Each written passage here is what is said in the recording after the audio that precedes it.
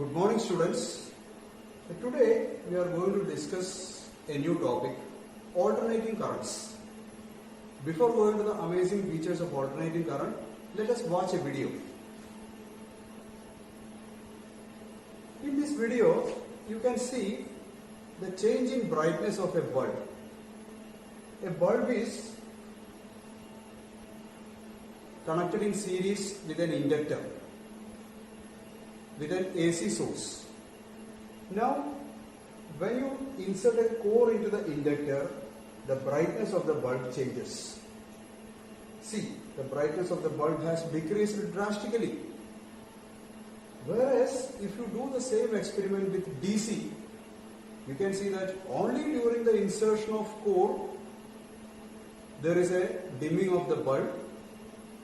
Even after that, when the core is completely inside the inductor, the bulb continues to glow with full brightness. So what features of AC is causing this dimming of the bulb? Whether AC has got any special resistance, even if AC and DC are of same volt, why the AC current is less than the DC in this inductor? We will get answers for all these questions once we study about alternating current. Alternating currents. What is an alternating current? An alternating current or EMF is an EMF whose magnitude varies continuously and direction changes periodically. Why this magnitude and direction are changing? The output of an AC generator with slip rings. This is the generator which produces the AC. You can see here, after each half cycle, the rectangular coil is changing its position. Now the coil is like this. After a half cycle, the coil is changing its position. So obviously there will be change in direction of current. So what is the nature of an AC? An EMF, it changes its magnitude continuously and changes its direction periodically. So we are going to study about AC and its special features. So the output of the generator will be like this. You can see the magnitude is continuously increasing. It is reaching a peak which is marked as Vm and Im.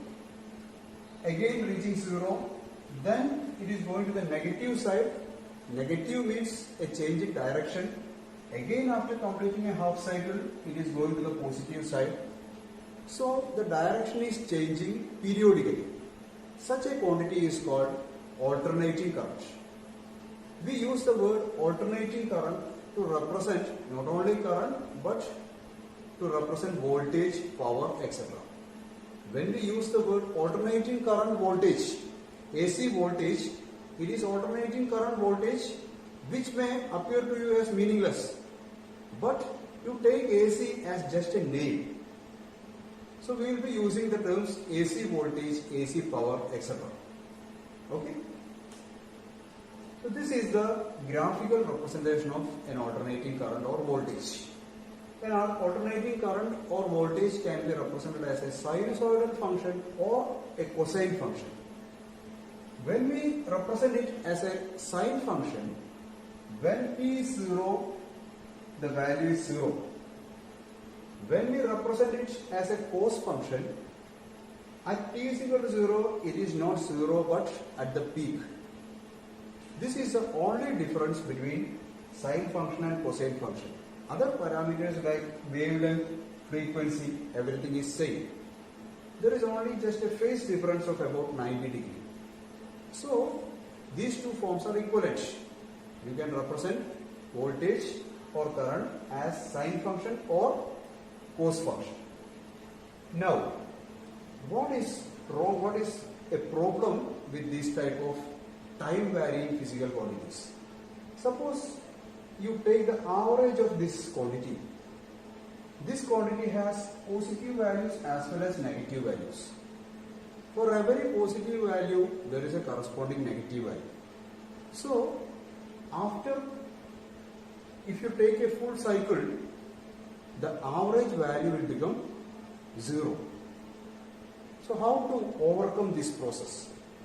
So, for that, we have some special mathematical techniques. Let us find out how the average value of a time varying quantity is calculated. Average value of a time varying quantity. The average value of a function f of t over a period t is given by this symbol greater than and less than. This symbol stands for average. Average of f of t is equal to 1 by t integral f of t dt. Okay, so let us do it in detail.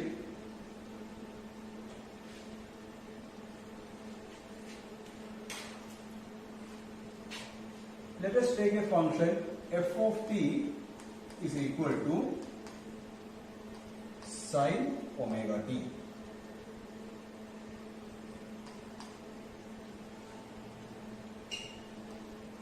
F of t is equal to sine omega. So what is the average of sine omega? Average of sine omega t is equal to 1 by t integral sine omega t dt to the limits 0 to t. This is equal to 1 by t integral sine omega t dt is 1 by omega cos omega t. It is minus cos omega t. Minus cos omega t to the limits 0 to t. Okay? So this is equal to minus 1 by omega t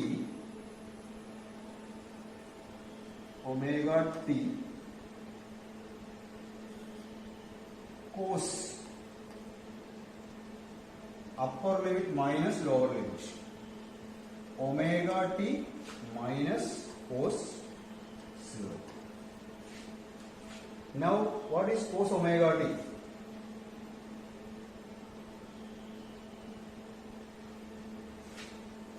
What is omega t?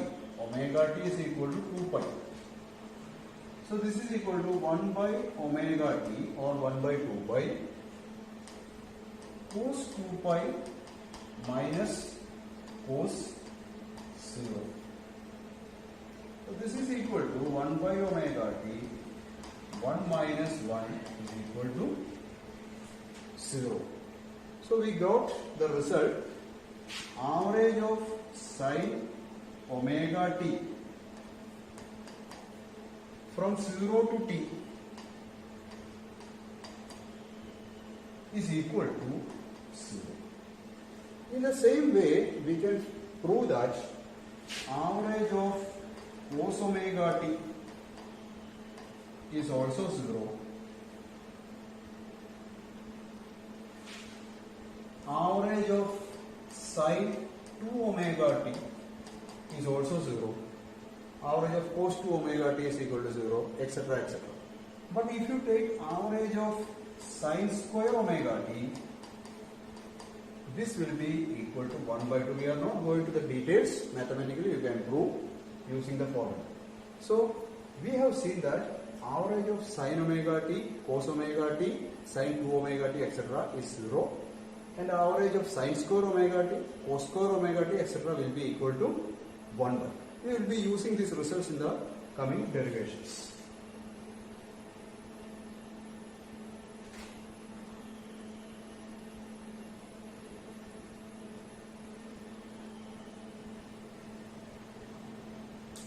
Okay? So this is a result we have already derived. So let us apply this result to our case, the case of AC. The standard equation of an AC voltage is given by V is equal to Vm sin omega t. But this is a sine function. So if you take the average value V over a complete cycle is 0. So average value of AC over a full cycle is 0. But does it mean that this AC is not producing any result? We can see that when AC is passed through a heater coil, it produces heat energy. When AC is passed through an incandescent lamp, the filament produces bulb. So definitely AC is doing work. The average becoming zero is a result of some mathematical operation. So how can we overcome this operation? So we need to find some mathematical techniques to overcome this problem. So this value of time varying physical quantities can be represented in a different way. Our problem is that we are having positive values as well as negative values. Can we convert positive values into negative values also into positive values? Yes, we can do it by squaring. So first square all the terms, take average of the squares, find the square root. So now you will get the average of all positive physical quantity. This is called root mean square. Squaring, taking average and then take the root. So RMS values are never negative. They give the effective value of a time varying physical quantity. Now let us define the RMS value of an AC. RMS value of an AC is that steady current which will produce the same power loss as produced by AC when passed through the resistor for the same time. Now what is the advantage of defining this in terms of power? Because power is related to I square. While taking the square, obviously all the negative values become positive. Okay? So the problem of average becoming zero is cancelled. So the instantaneous power dissipated in the resistor is P is equal to I square R, but I is equal to Im sin omega t. So P is equal to Im square R sin square omega t. Average value of this quantity, here Im square and R are constants, no need of taking average. Average comes only for sin square omega t. Average of sin square omega t is 1 by 2, which we have already seen. So the power comes Im square R by 2. Power is equal to Im square R by 2. Now by the definition of RMS value, the power is given by IRMS square into R. So IRMS square into R is equal to Im square R by 2, which will lead to the result IRMS is equal to Im by root 2. So RMS value is equal to peak value divided by root 2.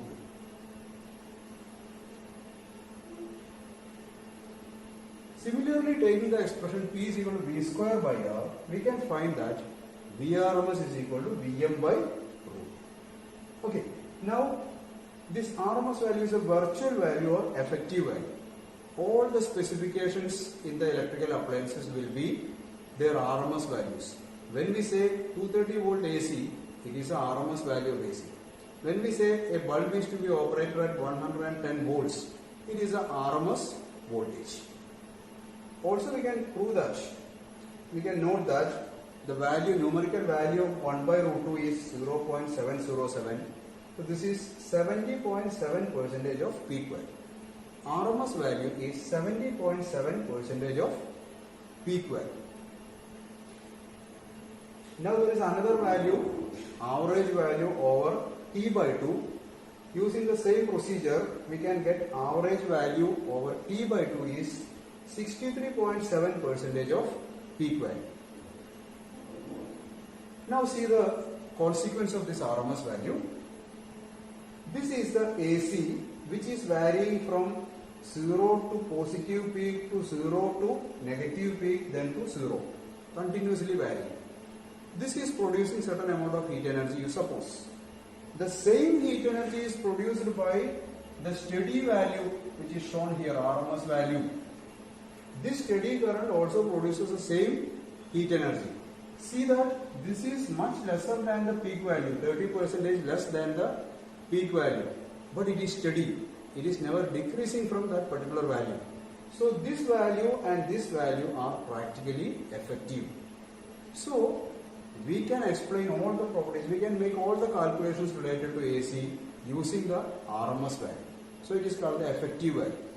So all the practical people, manufacturers, industrialists, etc., all are concerned with the RMS values only. Only scientists are concerned with the peak values, the sinusoidal nature of AC. We can forget the sinusoidal nature of AC if we take the RMS value. So these are the parameters we come across. You have already knowledge about all this. Time period T, frequency nu is equal to 1 by T, angular frequency omega is equal to 2 pi by T, etc. These are the relations we often use. Now let us see AC applied to a resistor. In AC, Vm sin omega t is applied to a resistor. Then a current I is equal to Vm by R sin omega t flows through the resistor. It is obvious from the Ohm's law. I is equal to V by R. Okay? Where the current amplitude is given by Im is equal to Vm by R, and RMS value is just V RMS by R. These are the waveforms. You can see when AC is passed through a resistor, it doesn't make any special change. Only the amplitude of current and voltage are different. Both are reaching the peak at the same time. Both are reaching zero at same time. Both are reaching negative peak at same time. Everything is same. There is no phase change between a current and voltage when it is passed through a resistor. So we say in a resistor current is in phase with the voltage. Now AC applied to an inductor. What is an inductor? You know better what is a solenoid. A solenoid can be technically called as an inductor. So there can be a core or without core also. Consider an AC voltage V is equal to Vm sin omega t applied to a pure inductor, means we neglect the resistance of the copper wire. It has inductance only, self-inductance only. Pure inductor with inductance L. Now see the circuit. When you apply the AC, a back EMF is developed in the inductor, which is in the opposite direction. If this is positive, this is negative, the back EMF is negative. When this is negative, this becomes positive. That is the nature of back EMF. So here our equation is V is equal to L di by dt. Applying Kirchhoff laws, V minus L di by dt is equal to 0, or V is equal to L di by dt. Differentiating this, our purpose is to get an equation for the current. We know the voltage. Voltage V is equal to Vm sin omega t. We want an equation for current. So integral di by dt is equal to Vm by L integral sin omega t dt. Integral sin omega t dt is equal to 1 by omega minus cos omega. So we will get integral, this is equal to minus cos omega t. Now voltage is in sine function, current is in cos function. It is difficult to compare. Can we express both in same trigonometric function? Yes, it is possible. We can use the result minus cos omega t is equal to sin omega t minus pi by 2. Minus cos omega t is equal to sin omega t minus pi by 2. Now we will get the equation current in an inductor is equal to Im sin omega t minus pi by 2. Actually we got Vm by L, Vm by omega L minus cos omega t, but minus cos omega t is replaced by sin omega t minus pi by 2. Okay, so I is equal to Im sin omega t minus pi by 2. So see the difference. This is sin omega t, but this is sin omega t minus pi by 2. So what happens? Okay, now see the magnitude. Im is equal to Vm by omega L. Compare this with the Ohm's law equation. I is equal to V by R. The quantity omega L here stands for resistance in this equation. So omega L is the reactance offered by the inductor to the AC. Okay, this XL is equal to omega L. XL is used to represent inductive reactance. XL is equal to omega L.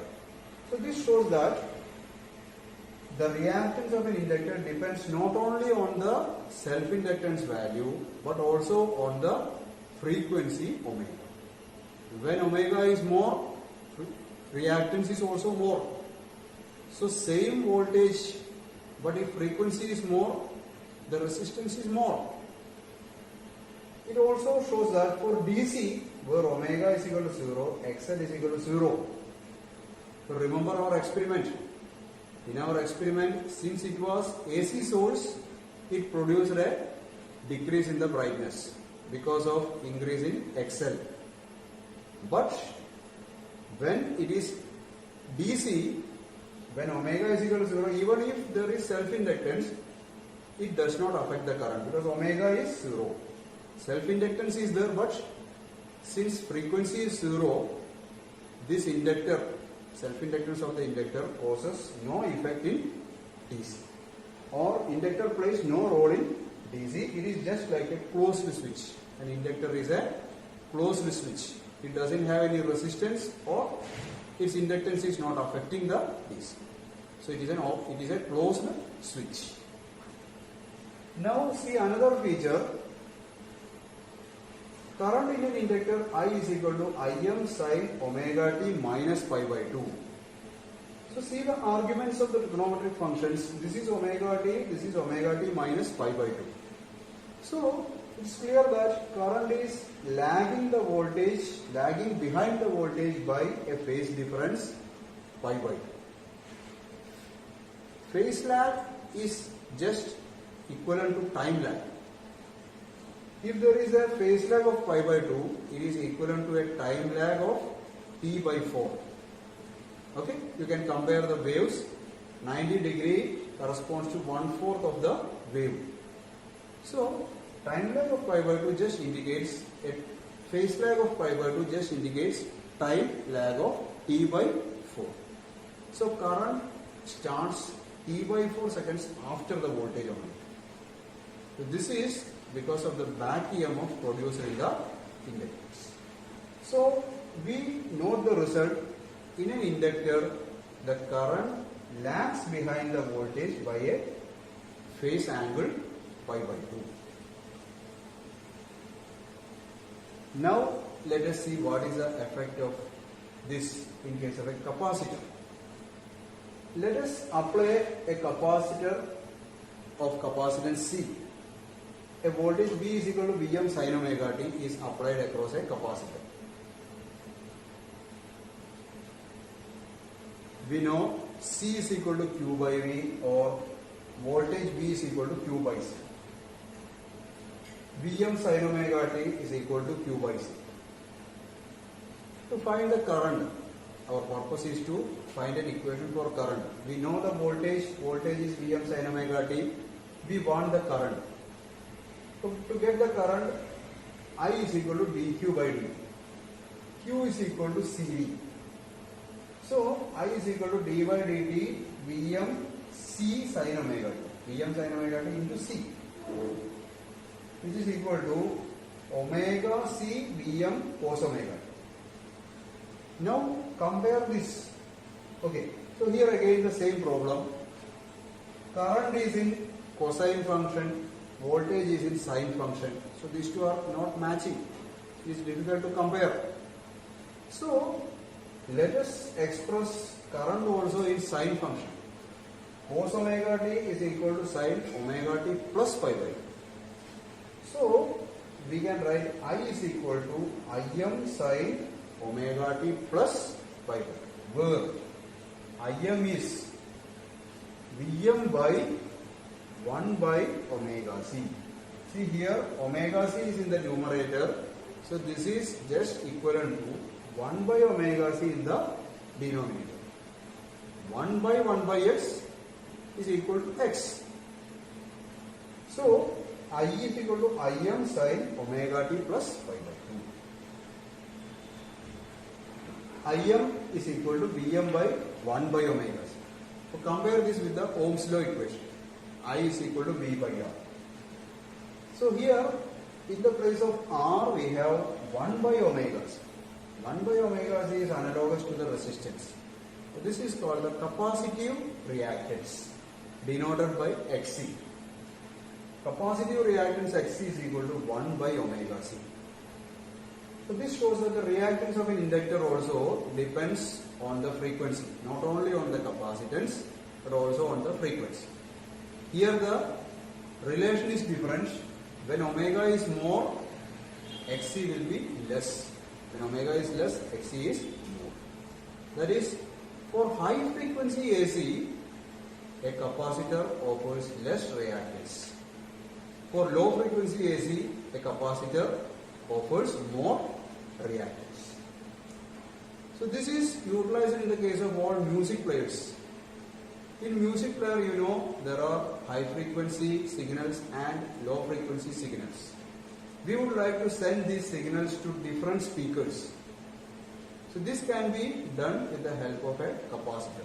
If you use a capacitor, all the high frequencies will pass through the capacitor, all the low frequencies will avoid the capacitance, because for low frequency 1 by omega c is more.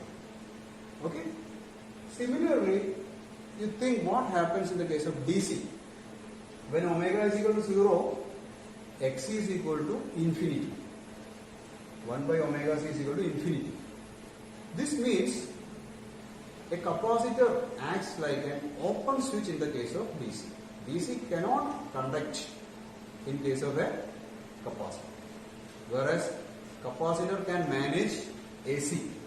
Even though no charges are crossing the plates of the capacitor, a capacitor circuit can maintain an AC current, whereas a capacitor circuit cannot allow DC.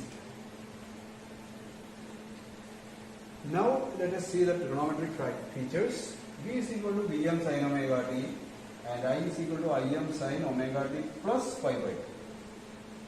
So here the current is ahead of voltage by a phase difference pi by 2. Phase difference pi by 2 is equivalent to time difference t by 4. So current is leading the voltage by pi by 2. Why it is like this? This is because in a capacitor, first the current flows to the plates to deposit the charge. After depositing the charge, the voltage is developed. So first current happens. As a consequence, there is a voltage across the plates. After depositing sufficient amount of charge, it develops a voltage V. So current happens first, then voltage appears. So current is ahead of voltage. Now, see, we have discussed all this nature, but if you can explain these things with a diagram, it will be very easy to understand. So we use phasor diagrams to represent all these harmonically varying physical quantities like AC voltages, AC current, power, etc. Phasors are rotating vectors, but in fact they are scalars. For calculation purpose, they are considered as vectors. Current is a scalar, voltage is a scalar, but they are efficiently represented by rotating vectors which are called as phasors. Let us see AC in resistor. So this is the phasor diagram. These arrows are phasors. This grey color arrow is current, blue color arrow is V. Since there is no phase difference between current and voltage in a resistor, these are moving together. Okay?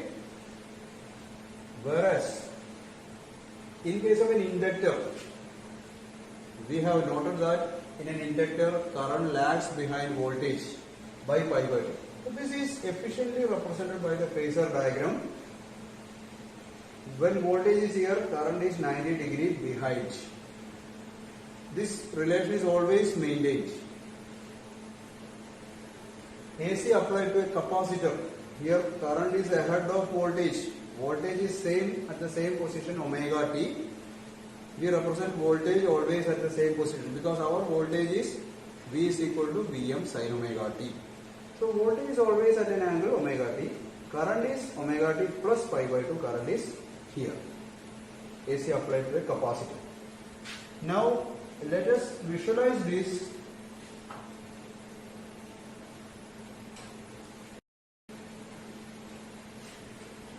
So we are ready with the phasors. So this is the phasor and resistor. You can see both phasors, voltage and current, are moving together. This is a phasor in a capacitor. Blue is voltage, black is current. So current is always moving pi by 2 degree ahead of voltage. Now this is the case of a capacitor. In a capacitor what happens? Current is lagging behind voltage. Current is shown with the same color, black color. This is the voltage across inductor. Voltage across inductor is lagging 90 degree behind the voltage. So this phasors explains the nature of AC voltage and current very well.